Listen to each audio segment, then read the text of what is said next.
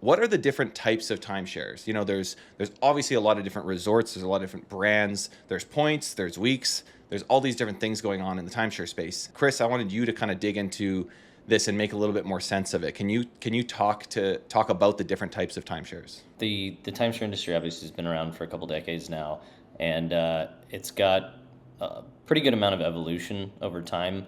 Basically, the different deed structures and kind of how they structure the inventory has changed over time.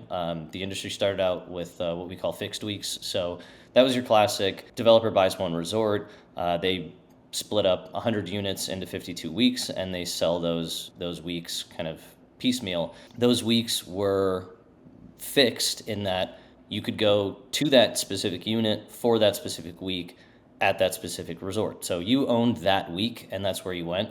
After that, the uh, the industry kind of realized there was a bit of stagnation. Travel fit that pattern for a while.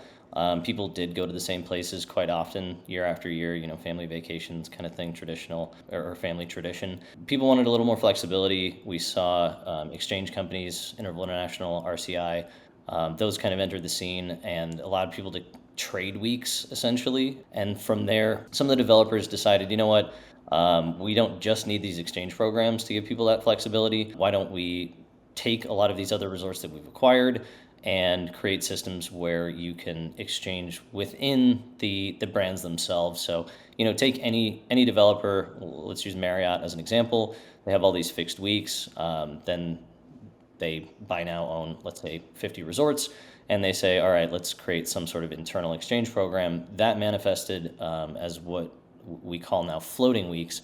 Floating weeks essentially were within a tier. So you owned a week within different tier systems. The early tier systems, a lot of them just used red, white, and blue, which is where actually that term like red week comes from. A red week was, a really high value week. And that gave you essentially what you could exchange for within the system. So floating week was maybe like you owned week 52, which is usually a pretty good week. It's got New Year's in it. You owned week 52 at a high value resort, and that allowed you with your floating week, and that floating just referred to the fact that you could really book anything within your tier or below within all of the resorts that your developer owned. From there, the evolution was okay, now we've given people flexibility, but people don't actually travel in weeks anymore. That kind of traditional family week of vacation every year started to become a little more non-traditional, and people started doing weekend trips and maybe multiple vacations a year. The industry moved again, and that manifested now as what we call the point systems. So the point systems were the kind of the ultimate flexibility option where you may or may not own an actual week. So some developers kind of kept the concept of you do own like a fixed week that you have the right to use every year, but if you don't use that, it correlates to a number of points, and those points work just like currency. So different weeks or different numbers of nights at different resorts had different points values. You could spend those points within the system. So if I wanted 3 nights in Orlando and 8 nights in the Smoky Mountains, you could book that as long as you had enough points to get it done. And then the kind of the final product that got rolled out was the non-fixed week points. So those were essentially like they called them trusts. So a trust has a certain number of points that they can sell. All of the properties are owned within trust. So you may actually own a certain number of points that are deeded across 100 resorts. So you don't actually own a specific week that correlates to points. You just own an actual points amount every year, and you get points every year. There's no actual week that you have defined for you.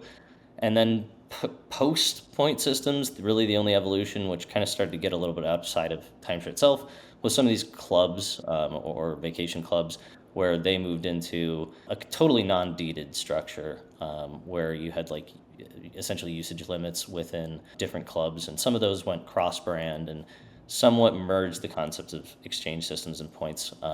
Those I won't really get into just because they're complicated, and kind of every different club had different sets of rules. So there's not necessarily a standard that you can talk about with those. But that was kind of the last product, I guess you could talk about, that got rolled into the vacation ownership space. So that gives you a pretty good summary of like the history of timeshare and kind of where we're at now.